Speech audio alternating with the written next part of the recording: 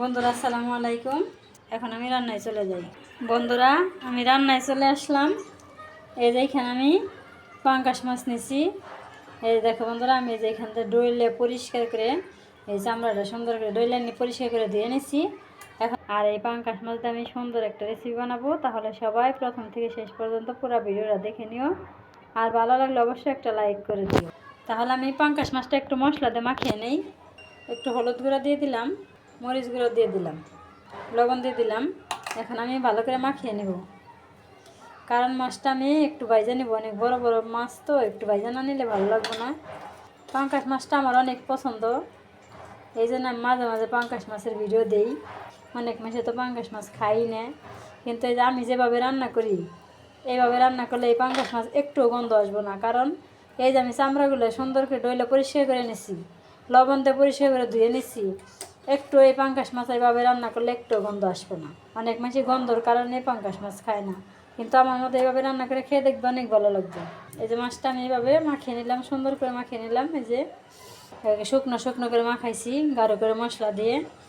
বন্ধুরা আমি চুলায় কড়াই দিয়ে দিছি আগেই। এখন আমি তেল দিয়ে দিলাম। বন্ধুরা আমার তেল গরম হয়ে গেছে, আমি এখন মাছগুলো দিয়ে দিব। বন্ধুরা এই যে আমার মাছটা ভেজে নিলাম, এখন আমি নামিয়ে নেব। আর 2 পিস আছে দিয়ে দিলাম। এই মাছটা ভাজা হয়ে গেল, এখন আমি যাবো নামিয়ে নেব। বন্ধুরা এখন আমি পেঁয়াজ কাঁচামরিচ দিয়ে দিলাম। পেঁয়াজ কাঁচামরিচটা হালকা একটু ভেজে নেই। এখন আমি মশলাগুলো দিয়ে দেবো।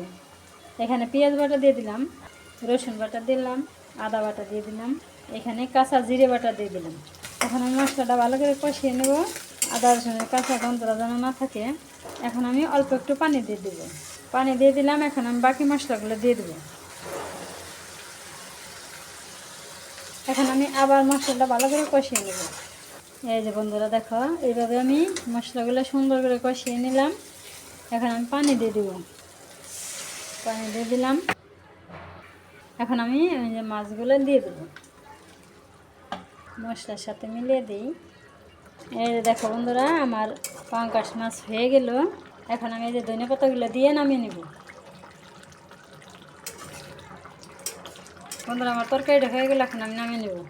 দেখো বন্ধুরা, আমি পাঙ্গাস মাছের তরকারিটা নামিয়ে নিলাম। আর আজকে আমার এই পাঙ্গাস মাছের রেসিপি কেমন হইলো অবশ্যই কমেন্ট করুন। আর আমার মতো এইভাবে রান্না করে খাবে। তাহলে আমি আজকের ভিডিও এখানেই শেষ করলাম। সবাই ভালো থাকবে, সুস্থ থাকবে, সাবধানে থাকবে। আল্লাহ হাফিজ।